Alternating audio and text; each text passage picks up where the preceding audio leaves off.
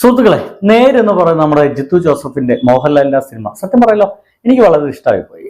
ആ സിനിമ കഴിയുന്നവരെ നമുക്ക് ലാഗ് അടിപ്പിക്കത്തില്ല. നമ്മളൊരു ഫസ്റ്റ് ഹാഫ് കഴിഞ്ഞു കഴിഞ്ഞാൽ നമ്മൾ പെട്ടെന്ന് ഫസ്റ്റ് ഹാഫ് എത്തിയോ എന്ന് നമുക്ക് തോന്നിപ്പോകും. 1 മണിക്കൂറോളം കഴിഞ്ഞിരിക്കുന്നു എന്നുള്ള തോന്നലിലേക്ക് നമ്മൾ എത്തത്തില്ല. ആ ഒരു ക്വാർട്ടർ റൂമിലേക്ക് ശക്തമായിട്ട് നമ്മളെ കൊണ്ടെത്തിക്കുകയും സിനിമ അവസാനം വരെ നമുക്ക് ആസ്വദിച്ച് കാണാൻ കഴിയുന്ന ഒരു അവസ്ഥയിലേക്ക് ആ സിനിമ എത്തിക്കുന്നുണ്ട്. പക്ഷേ ഇപ്പൊ നമ്മുടെ സോഷ്യൽ മീഡിയ ചർച്ച ചെയ്യുന്നത് ആ നേരെന്ന് പറയുന്ന സിനിമയുടെ കഥയെ കുറിച്ചിട്ടാണ്. നേരെന്ന് പറയുന്ന ആദ്യം ഞാൻ പറയട്ടെ, ഇതിൽ കാണാത്തവർക്കാണ് സ്പോയിലർ അലേർട്ട് ഉണ്ട്. നിങ്ങൾക്ക് താല്പര്യമില്ലെങ്കിൽ ഇതിനപ്പുറത്തേക്ക് കാണാതിരിക്കാൻ കേട്ടോ. നമ്മുടെ ഈ നേരെന്ന് പറയുന്ന സിനിമയുടെ ഈ കഥയിലേക്ക് ഇറങ്ങുന്ന സമയത്ത് അതേപോലത്തെ ഒരു സിനിമ നമ്മുടെ ഹോളിവുഡിൽ ഉണ്ടായിട്ടുണ്ട്. ഒരു ഹോളിവുഡ് സ്കെച്ച് ആർട്ടിസ്റ്റ് 2 എന്ന് പറയുന്ന ഒരു സിനിമയാണ്. ആ ഹോളിവുഡ് സിനിമയില് കഥയെ അതേപോലെ എടുത്തിട്ട് ഇങ്ങോട്ട് മാറ്റി വെച്ച് നമുക്ക് തോന്നിപ്പോകും. നമ്മുടെ നേരെന്ന് പറയുന്ന സിനിമയുടെ കഥ പറയുകയാണെങ്കിൽ, ഒരു പെൺകുട്ടി പീഡിപ്പിക്കപ്പെടുന്നു, ക്രൂരമായിട്ട് റേപ്പ് ചെയ്യപ്പെടുന്നു. ആ പെൺകുട്ടിക്ക് കാഴ്ചശക്തിയില്ല. ആ കാഴ്ചയില്ലാത്ത പെൺകുട്ടി അങ്ങനെ ക്രൂരമായിട്ട് പീഡിപ്പിക്കപ്പെട്ടതിന്റെ ഭാഗമായിട്ട് അതിന്റെ ഒരു കേസന്വേഷണം മറ്റും മുന്നോട്ട് കൊണ്ടാണ് അവസാനം അവള് കുറ്റവാളിയെ കൈകൾ കൊണ്ട് മുഖത്ത് തൊട്ട് തിരിച്ചറിയാണ്. ആ തിരിച്ചറിഞ്ഞതിന്റെ ഭാഗമായിട്ട് അവൾക്ക് നന്നായിട്ട് ഈ സ്കൾപ്ചർ ചെയ്യാൻ അറിയാം.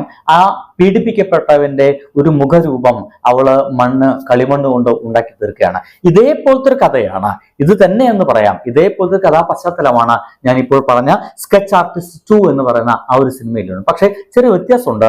നമ്മുടെ സ്കെച്ച് ആർട്ടിസ്റ്റ് 2 എന്ന് പറയുന്ന ആ ഒരു ഹോളിവുഡ് സിനിമയിൽ അവൾ നന്നായിട്ട് സ്കെച്ച് ചെയ്യുന്ന ഒരാളാണ്, വരയ്ക്കുന്ന ഒരാളാണ്. അതിൽ ഇതേപോലെ തന്നെ പീഡിപ്പിക്കപ്പെടുന്ന ഒരു പെൺകുട്ടിയാണ്. അവൾക്ക് കാഴ്ചശക്തിയില്ല. അതുകൊണ്ട് തന്നെ അവള് തന്റെ കുറ്റവാളിയുടെ മുഖത്തെ തൊട്ടുകൊണ്ട് ആ ഒരു മുഖം വരയ്ക്കുകയാണ്.